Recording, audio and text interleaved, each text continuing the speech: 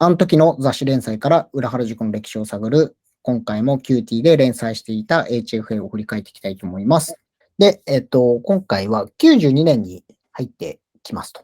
まず92年の一般的な流行みたいなところでいきますと、ギャルの原型と呼ばれているようなパラギャルというようなものが人気になってきていますと。で、注目すべきは真ん中ぐらいにあるアニエスベイのブームになり、フレンチカジュアルというものが、世間一般的には流行ってくるというようなタイミングになります。裏原宿のこの HFA の連載を半年間バーって見てみると、US トイ記事が多くなってくるかなと思っていて、エイリアンがいたりとか、チャッキーがいたりとか、あの時の時代を過ごした人は、この US トイブームって漏れなく触れたかなと思うんですけど、その辺の動きっていうのが一気に表面化してくるっていうような感じになってますと。メンズの92年ぐらいの時のメインストリームとしてのファッションブームって何なんだろうね。デルカジですね。だとしたらちょっと渋カジのアフター渋カジになってるな、時代的には。はい、そうですね。結局っていうかみんなちょっと小綺麗な格好をしだしたっていう感じなのかね。一部そういう、いわゆるハードアメリカ人と言われるような、ああいうのも残っては全然いたと思うんですけど、うん。そうですね。なんかスナップ見る限り全然、それこそ、バンソンのワンスター着てるような、人も、グループにはいてるので、で、一方でデルカジ的な人もいてっていう感じの、いわゆる渋カジと呼ばれるような渋谷発の、ああいうまとまったブームっていうようなものの、本当最後の最後っていう感じなのかもしれないですね、このタイミングって。そうだね。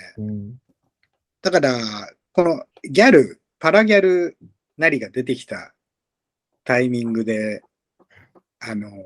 デルカジとか、あとはみんなスケボーとかサーフィンとかしだしたり、細かくこう分岐していったのはこの時期からかもしれないね。今まで一方向だった、トレンドっていうやつが、ストリートっていうのが89年、90年、91年で、もういろんなジャンルというか、音楽だ、バイクだ、スケボーだ、なんだっていうのが出てきたから、選択肢が一気に増えてるじゃない？そこで自分がこう、ハマったものに分かれていくっていうところなんじゃないかな。おもちゃがトレンドとして出てくるっていうのは、ちょっと新しい動きなのかもしれないですね。そうだね。オタクのものと思われてたようなものかもしれないのが、こういうおしゃれなものとして扱い出される走りなのかもしれないですね。だやっぱアメリカ人の影響が強いんじゃないかな、その、おもちゃに関しては。特に US トイとかは。その多分、ヴィンテージの流れで、ヴィンテージトイとかっていうのが、古着屋さんに結構、ちょこちょこ置かれたりとか。買い付けの時に一緒に買いそう。ってこられたものだったりするのかもしれないですね。大きいおもちゃ屋さん行って、自分の趣味と一緒に、ついでになんかちょっと買ってくるみたいなところから来てると思うんだよね。で、このエイリアンに関しては、ちょっとだけ調べたんだけど、この、フェイスハガーの、これね、実はガレージキットなんだよね。要はプラモデルっていうか。なるほど。これもう1分の1サイズ。1メートルって書いてますもんね。そう、尻尾を合わせると。それぐらいになってて。で、これをなんでこの時期にピックアップしたかっていう、エイリアンのね、3がね、この年の夏ぐらいに公開。多分、その影響でちょっとしたエイリアンブームというか、みたいなのがあったのかもしれないね。なんかバブル期になんか六本木とかなんか西麻布の方になんかギーガーバーみたいなのってあった。ありましたよね。あれいつだっけ？確かなんか、けどエイリアンやって、なんかすごいバブルのなんか象徴みたいな感じでよく出て、なんかすごい凝った世界観がもろにこう。あれじゃん。まさにさ、そのバブルの時ってその空間プロデューサーみたいな。なんです。生まれたタイミングだからさ、結構そういう人たちがさ、ちょっとギガバーだとちょっと違うかもしれないけどさ、腕を振る。多分そう、言っちゃあれですけど、藤原宏さんも、当時の職業的にはそういうちょっと時代のなんか、そういう象徴した DJ とかもその手の職業の一つだったじゃないですか。空間プロデューサー的な新しい仕事っていうか、これそう、聞けばね、多分ね、疲労とかにあったんだよな。疲労でしたっけ？人金かとかにあって、で、多分あれね、セゾンなんだよ、あれ。そうなんですか。セゾングループが企画してたみたいな気がする。けど、当時、西武デパートって言えば世界一のデパートのあれですよね、小売の。そう、でもやっぱエイリアンって結構衝撃的っていうか、世界観というか。やっぱなんか業界人に響く、まあ一般の人にももちろん映画受けたと思うんですけど、なんて衣装っていうかクリエイティブ的にはなんか業界人を魅了したなんかがあったのかもしれないですよね。しかもあれですよね、3とかってデビッド・フィンチャーですもんね。そうなんだよね。そうで、92年で、その前の2が、80何年、85、6年とかだから、結構久しぶりの3みたいな、エイリアンの最新作みたいな感じだったから、かなりね、これ、当時話題だったと思うんだよね。しかも、それを新人のデビッド・フィンチャーが撮るっていう、もう完全にここでね、ブレイクして、で、瀬戸君だったら詳しいですって、その後いろいろデビッド・フィンチャーといえば撮ってるよね。全くわかんないですね。デビッド・フィンチャー、名前は聞いたことあるでしょ？いや、聞いたことはあるけどっていうぐらいです。なるほど。じゃあ、セブンとか知ってるでしょ、映画。さすがに。名前はわかります。はい。ファイトクラブは？ファイトクラブは僕見ました。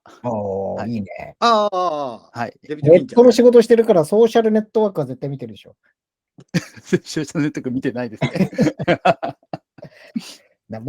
とかね。はい。いや、でも、はい、わかりました。そうそうたる映画を撮る人のデビュー作がエイリアン3なんで。3面白かったけどね。そうですよね。好きで。なんかあれですよね、その後、このエイリアンの、なんか前も話したかもしれないですけど、ジョニオさんたちがあれ、マイノリティでしたっけ？リング、でっかい指輪作ったりとか。フェイスハガーの形、まさにこれのリングとかね。そうですよね。だからなんかまあ、ジョニオさんとか2号さんの世代にもこれは受け継がれて。そういうファッション的なアイテムに落とし込めるレベルのキャラクターというか、ものっていうのが、やっぱ結構生まれたというか、まあ、プレデターもそうだし。まあ、そうですよね。普通にホラー映画のキャラクターとかが、まあ、チャッキーもこの後出てくるんですけど、いたりとか、それがまあ、おしゃれアイテムになるって、ちょっとまあ、要はすごいというか、今までだとあんまりない動きな気がするし。そう。だからドクロのリングとかさ、昔からあるけどさ、やっぱりそこに通じるものがあるっていうか、もっとハイブリッドな感じっていうかさ、その辺をリングにしちゃうっていうのが、またかっこよかったね。で、この後、多分90年の中頃なのかな、ちょっと前かな、なんですけど、こういうあれとは違って、クールみたいな、もうちょっと一般寄りのあれになると、こういうエイリアンとかの映画のフォトティーみたいのもちょっと流行ったりというか、出てたりしたんすよね。こういう裏腹とか関係ない文脈の、もうちょっとメジャーなところでいくと、映画のそういうフォトティーみたいなで、エイリアンとか絶対、鉄板ネタとしては置かれていて、スター・ウォーズとかエイリアン系のフォトティーを着てるみたいな流れは、ちょっと横っ面ではあったと思うんですね。これよりもうちょっと後だと思うんですけど。だろうね。まあ、これあれなんですよね。実は、クレジット見てると、エディットバイヒロシ・藤原 &2 号って感じで、2号さんがここでもうレギュラーメンバーに加わってるんですよね。そう、こっからだよね。はい、ここから、そう、フォーマットもなんか変わって、ちょっと昔のラストオージーっぽい感じのデザインにちょっと変わって、結構ここからフォーマットがこれに固定されてしばらくの間は行くんですけど。だからまさに2号さんが入ることによって、いろいろ多分考えて、この形でやってみようみたいな。ちょっとリニューアルだよね。はい。なんか編集され、なんか右特集ページ、特集のコーナーがあって、まあニュース的な扱いのもの、まあちょっとダジャレというか、シャレというか、ニュースがあって、で、下になんか特選通販みたいなちょっと AD っぽい感じで、これでいくと MA1 が紹介されているという形ですね。なんかテキストもすごい増えましたよね。増えてるね。ちゃんと読み応えがある。読み応えっていうか、このエイリアンの記事に関してはもうむちゃくちゃだからね。そうそうそう。あ多分でっち上げの記事が書いてある。そうそうそうあそうなんだ。だから多分海外とかのタブロイド紙っていうか、うんなんか嘘か本当かみたいな感じの、あとんでも新聞みたいな。ゴシップそうそうそう系そのう。それの多分パロディになってるんだと思うけど。うんこれあれですよね、こういうパロディと、こういうなんかセットリストみたいなものだったりとかも、なんかいろいろ混じってるから、どこが本当でこうあれなのかとかっていうのは、うんリテラシー求められますよね、これ。読む側のそうだね。これダジャレなのかな、本当なのかなみたいな。そう、だからまあいい時代だったとは言いたかないけど、あんまり。だけど、リテラシーなんてもんが言葉自体もなくて、全くそんなもん無視してできるっていうのは、すごいいや、そうですよね。楽しいと思うよ。そんなになんか責任を負う必要が。いや、一切考えてないでしょ。そうですね。なんか、面白だかければら面白いのが、ここでこう見れるっていうか。これ、だってあれですもんね、このニュースのところなんて、ムーですよね。そうだね。まさに X ファイル流れの。そう、だからね。これファイン、オリーブなので一般紙はこの真実を黙殺するのかみたいな結構煽ってますしね。いや、結構ね、なんか、オリーブとか特になんか、つつくよね、ちょいちょい。あれですかね。ユーの競合だったからですかね。宝島社が結構イケイケだったのに対して、この当時のマガジンハウスがどうだったかわかんないけど、やっぱりマガジンハウスって、すごいブランドが出来上がってるからさ。なんか、宝島のこのカウンターの位置からのあれを感じますよね。に対してなんか。だからなんかこう、あれですもんね。そう。とんがり、とんがったで、まあ、左下は、ヴィンテージキングが問い合わせになっている M1。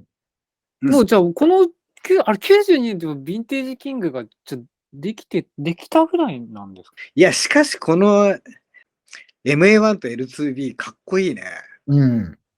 めちゃめちゃ欲しくなるね、これは。これヴィンテージなんですか？ヴィンテージの。ヴィンテージじゃないかな。これエアフォースマークがついてるのってなんかあれなんでしたっけ？ヴィンテージの証。で、この当時ね、から多分めちゃくちゃ書いてあるんだけど、10万以上するらしい。やっぱこの当時からもうこの辺ってやっぱレアで、そう、高くなってるんだって、このプリントがあると、やっぱ人気で。そうですよね。なんかエアフォース、なんか、ヴィンテージの証だった気が。けど、もう藤原宏さんってなんか MA1 やたら好きじゃないですか。やたら好きっていうか、その後も、ニットカスタムしたやつとか。裏腹といえば MA1 だもんね。そうですよね。だけど、一方でちょっと着づらいアイテムでもあるじゃないですか。ちょっと丈が短かったりとか。けどなんかこの時代からもうそう着目して、なんかこれもさ、サイズ感見るとさ、いわゆる丈が短い。そうなんですよね。わけじゃない。大きめを僕らが普通にサイズ選ぶとなんかすごいツンツルって、僕背がでかいからかもしれないですけど、特にツンツルってなっちゃう。そうなんで、腰骨から上に行っちゃうんだよ。腰骨これは多分背丈がちっていうのが当然あるんだと思う。戸山さんが前も言ってたように、藤原宏さんはこう、なんかおしゃれがこう、よく、なんていうんですか、こういうストリートファッションに似合うその背丈の体型ですよね。そう。普通の人たちがオーバーサイズに着こなせないものも、うまくこう。そうなんだよ。この辺のね、こう、アメリカの古着とかが特にね、この体型がね、効いてくるからね。でもね、多分、ヴィンテージのこの L2B とか MA1、くたびれてくると、中の綿がね、下に下がってくるのね。そうすると、おのずと、下に伸びてくるんだと思うのよ。袖が溜まったりとか、割とウエストの上のあたりが溜まってきたりとかしてる古着とかも結構あって、でもそこが、着地点として理想的なシルエットに近づいていくっていうのがあるのかもしれないね。そうですよね。なんか、うん、新ちょっと品今のすごくない？俺の専門家っぽいこの。いやいや、新品だとリブがこう強すぎて、うん、余計ツンツルってなっちゃうってそう、ありますよね。リブもね、ビロビロに伸びてた方がいいんだよね。そうだね。だからまあ、この L2B は置いといて、やっぱり左のこの MA1 というか、このフライトジャケット、ナイロンの方の MA1 タイプがやっぱりね、このデニムとスニーカーとっていうところで、これも完全に92年の時点で裏腹スタイルが完成されてるというそうですね。感じもするよね。アイテム的にはもう一緒ですからね。これもう完全な裏腹、ファースト裏腹スタイルって感じじゃない？はい。そうですね。ね。メインのところが一番最後になっちゃいましたけど、ヘンリーネックが大流行したような兆しっていうことで、こっちは意外と普通のこうトレンドを追うみたいな感じそうですの温度差がいいよね。まああれなんでしょうね。唯一こう、色がちょっといろいろ入ってますね。ヘンリーの。はあ。そうだね。でもなんか裏腹の文脈でヘンリーって出てきたことないんですよね。あんまり、そうだね。はい。で、やっぱ、プリントもんの文化じゃないですか。ああ、そうだね。はい。だからうん V ネックもないし、うんあんまりまあ、作る人が大人になってきてからなんか3枚パックとか出てくるようにはなりましたけど、うんそれまでってやっぱ裏腹のあれって、もうほぼクルーネック一択だったじゃないですか。まあ、裏腹というかストリートファッションって言われるような、ストリートブランドって言われるところでは、ほぼほぼなんか V ネックもこういうヘンリーもなかったから、こうヘンリー好きクルゼからすると、この当時のこのラインナップはどうなの？ヘンリーネック。もうなんかもうプリントもの、無地なんてもう同じお金払うんだったら無地なんてありえないじゃないですか。まあね。はい、もうなんかちょっとでもロゴが入ってるプリントものを目指したヘンリーとかなんてまるで理解できなかったですけどね。そうだよ野田さんじゃあ最近好きになったんですかそれ。もうここ2年ぐらいよ。もうバイああクを買い出してバイク乗る人ってヘンリーネック合いそうだなと思って、そのイメージだけでもう20枚ぐらいに増えたよ。そうなんですね。そう、だから、あれだよね。でもヘンリーネックってさ、割と肌着感があるじゃない。そう形的に。